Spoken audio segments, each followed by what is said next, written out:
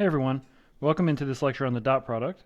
You'll remember from our previous lecture that we have ways to add or subtract two vectors or multiply a number times a vector, but we do not yet have a way to multiply two vectors together.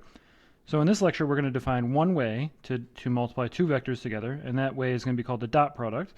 We're going to start by motivating this whole scenario by reviewing some algebra. So let's review. Let's let a be a real number. And let's say we want to find the absolute value of a. In some sense, the absolute value of a represents the length of a if we think of a as a one-dimensional vector. All right, so what do I mean by that? Well, if we have a number line, let's call this the x-coordinate line, and this number line has an origin, and let's say our number a is over here. So I'll write the a this way. Well, what is the absolute value of that number a?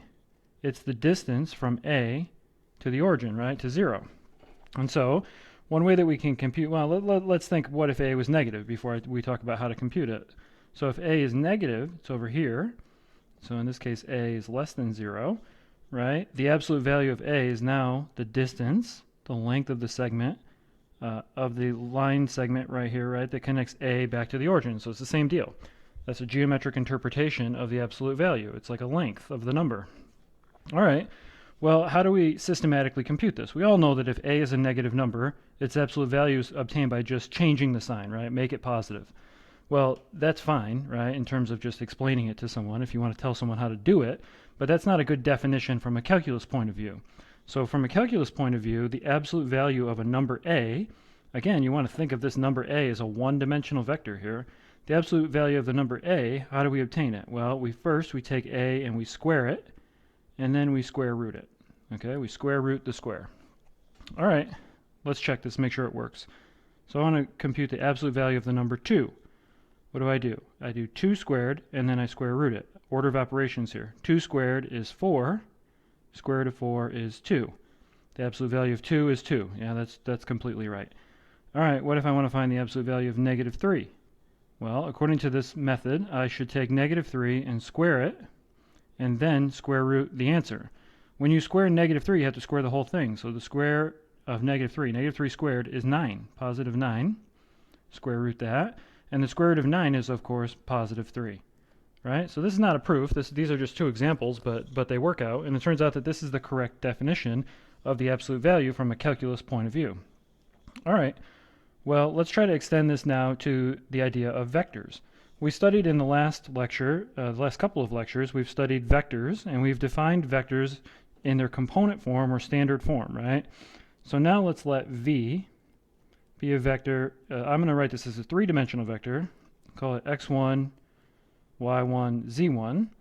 So this is a vector in standard form. All right, and I want to compute the length of this vector. So I'm just going to sketch a vector. This vector could be anything, right? It's just a generic vector the way I've drawn it, but here's x, y, z coordinate axes. And the vector v might be like this, right? But the point is, it's in standard form, so we know two things. We know, number one, the initial point is the origin. It's this point right here. And number two, the terminal point has the same coordinates as the vector itself, right? So the coordinates of this point are x1, y1, z1. The coordinates of the origin are, of course, 0, 0, 0. So we can compute the length of this vector by taking using the distance formula, right? The distance formula that we derived in our first lecture of the semester. So the distance between the origin and P, remember we said in the last lecture we could call this vector V by its initial and terminal point OP, right? We can compute the distance, the length of this vector by computing the distance from the origin to this point.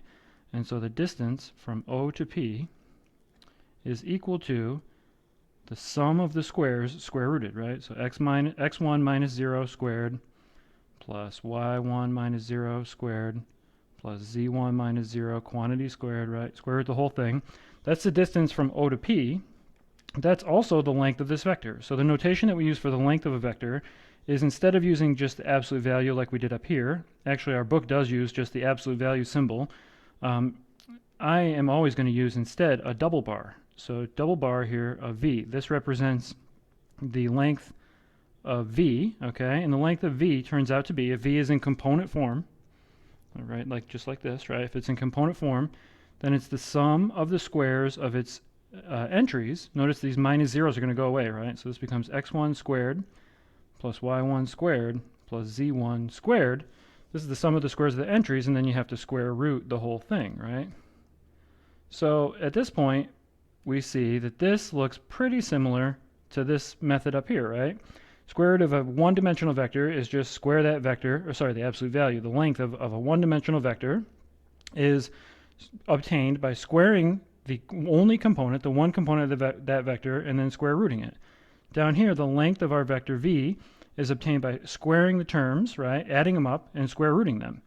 All right, now what we could do is we could then rearrange this and write this as v squared, a length of v squared, and say this is the sum of the squares, and now you see like a Pythagorean theorem.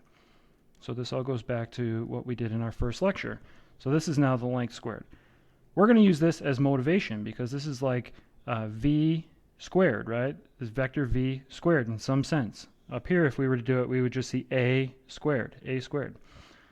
So here's what we're going to do then. We're going to make a definition, and we're going to use this as our motivation. So what we really want is we want for this to be v squared, right? This side over here. We want this side to be v squared in some sense. Now, we're not going to be able to write v squared because, as I've said a couple of times, there's not a unique way to multiply two vectors together.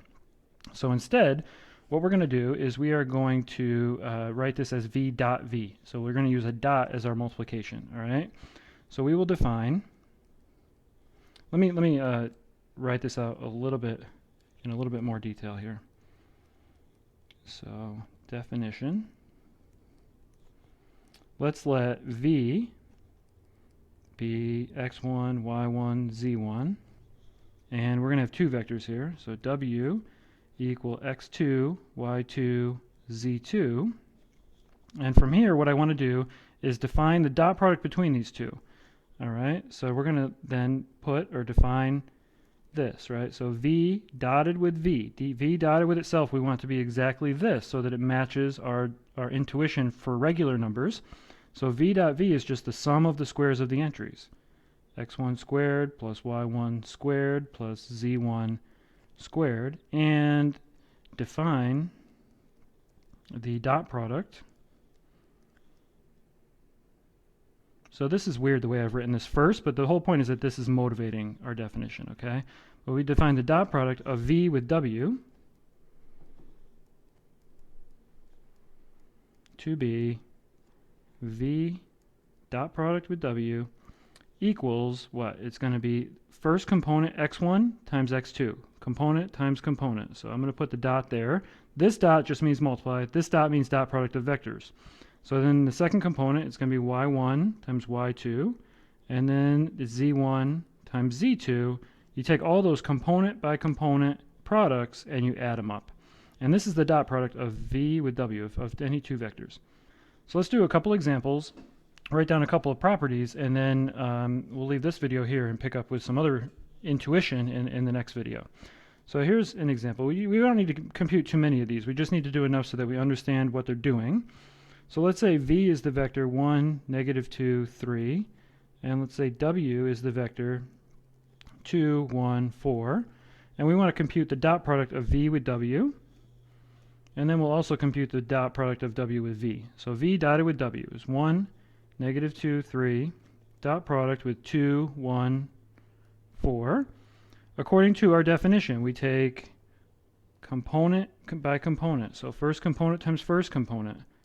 Second component times second component.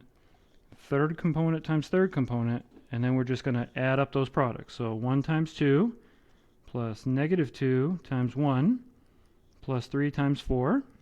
So this is 2 minus 2 plus 12. This is 12. So the dot product of v with w is 12 here. All right, let's see what happens if we change the order. What if we do w dotted with v? So w dotted with v is going to be, now we change the order. So it's a vector 2, 1, 4. Dot product now with the vector 1, -2, 3. And again, let's get our highlighter back out. We want to multiply now 2 times 1, and then 1 times -2, and then 4 times 3, and then add these up, right? So this time we get 2 times 1 plus 1 times -2 plus 4 times 3, and this turns out to be 2 minus 2 plus 12. It's 12. It's the same, right? So this, again, is not a proof. In general, to prove this, what would you do? So, by the way, when I say prove this, what do I mean?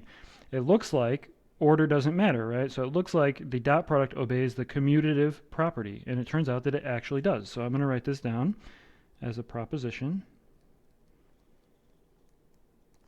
The dot product is commutative. And so what this means in terms of just functionality, right, is that V dotted with W is the same as W dotted with V. All right? How are we going to prove this? Well, to prove this, you would give these things coordinates. One way to do it is to give these things coordinates. So let's say we're proving this in 3 dimensions, right? So let's let V have components A, B, C, and W have components, let's say, well, let's just use X, Y, Z, but these are not generic. This is just a regular vector here, right? So X, Y, Z. And then we want to dot these two together, right? So then V dotted with W is equal to A times X plus B times Y plus C times Z, right? But by the commutative property of real number multiplication, we can reverse the orders of these, right? So the commutative property of just regular multiplication that we're used to applies to each of these. It's XA plus YB plus ZC. And then these can be separated, right? And just look at it. Just look at the definition. This becomes W dotted with V. All right, and so that's the end of that proof. All right, so we've shown now that the dot product is commutative. Let's write down some properties of the dot product. So these are properties that we're going to use moving forward. So I'm just going to write this down. So let's let V and W and let's say U, I guess. That's out of order right now, but V, W, and U be vectors. These can be either 2 or 3 dimensional vectors, but they have to be of the same length. So I'm going to say vectors in Vn. And this is just to indicate that, again, they have the same number of entries. All right? And then let's let alpha and beta be real numbers. So these are Greek letters, but these are going to represent real numbers for us. Then we have a couple of properties. So number 1, we just proved this, or at least we proved it for 3-dimensional vectors, right? V dot W is equal to W dot V. So that's true. Number 2, we can say, we already know, right, that the length of the vector V, so this was our motivation actually, is equal to the square root of V dotted with V. All right, and so another way to write this is that the length of V squared is equal to V dotted with V. All right, and then number 3 property here, if we do something like alpha times beta, so alpha is just a real number here. I'm not going to put the dot here because I don't want to confuse the dot. But alpha times V, I should say. Alpha V plus beta W dotted with U. So we've got a linear combination of vectors here. This is called a linear combination because it's a number times a vector plus another number times another vector. If you dot product that with U, this all distributes. So the distributed, this is like a super distributive property right here.